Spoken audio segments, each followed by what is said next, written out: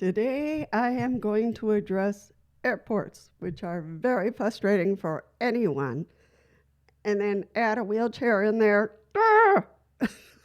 So I hate airports, but I do go through them once or twice a year. So I wanted to give as many tips as I can so that people, can plan ahead. You really need to plan ahead because this can drive anyone crazy. So, let alone someone with with a disability of any kind. I don't care what disability it is. I mean, years ago when I was still walking, I had hearing loss, so that was frustrating enough. And now in a wheelchair, I did fly through the airport not long ago, last year or May. So it's this month, a year ago, that excuse me, that I went through the airport, but I asked for wheelchair assistance, which was good. I did not want to put my power wheelchair through the system because it just would. I didn't want my wheelchair to go through any issues whatsoever.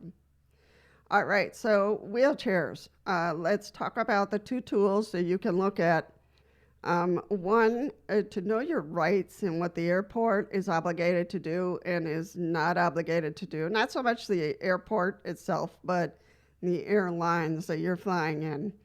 The Department of Transportation here in the United States has been working on getting some more rules and regulations approved to help people with disabilities because we have reported many, many thousands and thousands of times, especially people with wheelchairs that our wheelchairs are just being broken or sent to the wrong place or lost, or it's just a nightmare. And I don't need to say that or explain that. You all have heard all the disasters that have happened with wheelchairs in airports and airlines. So one of the pages you really want to tackle, and I'll put this in the description box as well, is the Department of Transportation. So on that page, it's going to explain, give you some directions under wheelchair and guided assistance and then it has a whole bunch of, assistance at the airport. So it'll let you know what the airport is obligated to do and what they are not obligated to do. So it talks a lot about your rights and the airport. So that's really important. Things to know. Under things to know, it's going to explain to you if I have a disability, and then it has a series of questions there. You can read them because that's really important to know your rights and what the airline's rights are and what the airport's rights are. So it goes through a series of question answer.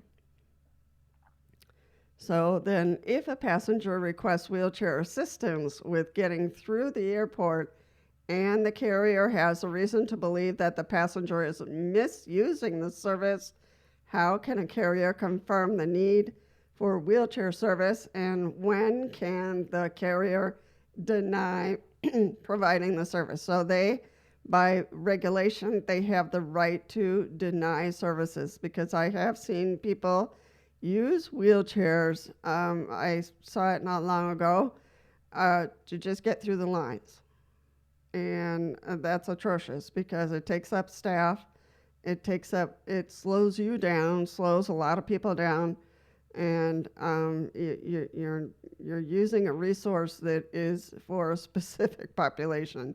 So they're putting in here what the airlines has a right to do, what the airport has a right to do, and what the TSA has a right to do. So there was one article, I might be able to find it, a woman who was on a scooter and was going through the airport, and this was in the UK somewhere. And she decided once she exited to go back in through security to get something to eat. And that caused a whole bunch of hubbubaloo with the TSA. So really, I think basically we all know that once we're through security and going to pick up our luggage, we just can't turn around and go back in. You know, after September 11th, here in the United States, the rules are much stricter than they used to be, and we really need to use common sense. You know, the TSA and other officers in the airport are really trying to keep us safe. You know, the airport, ourselves, the airlines, the pilots, and it's not easy work. So if you know that, you know, you exited security already, you're going down to get your luggage, and you say, "Oh, I'd really like a soda," don't turn around and go back, because they're going to know that you already exited security. And they're going to come up with a whole bunch of questions. They might pull you aside. So you don't want the hassle, is what I'm saying. So, all right. So, continuing on the Department of Transportation page, so there's wheelchair and guided assistance tips. So, before your trip, at the airport, on the aircraft, encounter a problem. So really, on the U.S. Department of Transportation, they have a special button on the bottom. So if you have any issues with your wheelchair or services, or, you know, between the staff and your disability, you know, then you can file a consumer complaint. And the button is on the bottom. This was just posted on April 10th, 2023. So it's pretty new. The Department of Transportation is really trying to collect info to figure out what on earth is going on and why are so many people having issues with their wheelchairs and their medical stuff. So that's a really important page to take a look at and to know, and to, you know, even if you want to bring a page of some of the rules and rights and regulations for yourself, please do so. The other page you really want to be on top of is the TSA. So the TSA has their own website, of course, and it has disabilities. It has a little window in the middle of the page. Not sure why in the middle, but it does. So you want to look for the category that says mobility, disabilities, aids, and devices. So that tells you what the TSA, what their plans are, how they're going to help you, how they can't help you, when they'll deny services, when they'll help you. You know, so it's inform the TSA officer, so screening in standard lanes, screening technology, pat downs, aids, wheelchairs, and scooters. So it gives you a lot of information about that. Screening technology, and that's about it. So, and there's also a video there. So if you want to take a look at the video, that would be important. So they want to help you. Excuse me. I have a little froggy this morning, so, and it won't go away. So there is also a blue link for TSA notification card. So you probably want to fill that out and print it out and take it with you. So I've done that a couple of times. So just in case there's a question about my disability, well, how could there be? But that's me saying that. So, so it does say, or other medical documentation to describe your condition. If you have other questions, concerns about traveling with a disability, please contact passenger support. So they have something called TSA Cares, and you can talk to them and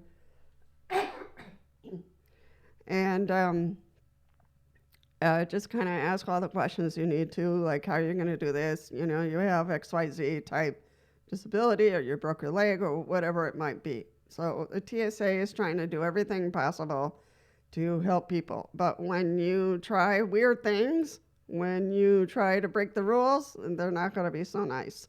So, and there's, you know, certain things that you shouldn't do, like abuse the system, because then you're gonna get yourself in trouble. So I'm hoping that this is helpful. So again, it's the TSA website, which I'll put the link down below, and also the United States Department of Transportation, which will give you all kinds of good information. So it's aviation consumer protection, what's new, rules, guidance, and enforcement orders, other information. So there's no reason not to know. I won't read this because you can read it. I just want to tell you where to go. And especially if you've had trouble in the past or you've never gone through an airport before, you've never flown with your disability, it's good to know what you can and cannot do. For those people who travel and ask for wheelchair services and don't need it and do not have a disability, I don't know what to say to you. But just to use a wheelchair to get through the airport quicker is, and you have no disability, I'm hoping that the airports crack down on that because that's not fair to any of us, especially with the lines and the crowds and everything else we have to go through these days. Not fair. So, and you can always talk to information, and if you see something that was really off or something that wasn't fair or something that happened to you, you know, you can go to any of the information desks throughout the airport and just consult as you're going through. So don't fear asking for help or asking questions because it's hard enough for us to get through. Now, these rules and regulations for the Department of Transportation, for the airlines, it's going to change, I would say sometime this year. So just keep on checking back and see what's going on and what's new.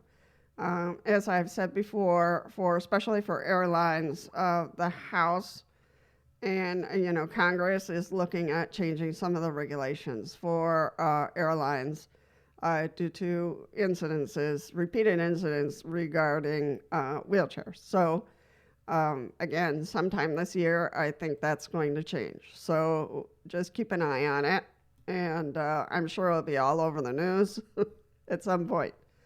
So if you have any questions or any stories you would like to share about your experiences in airports and with airlines, with the TSA, with the Department of Transportation, please feel free to share. And I will see you in the next one.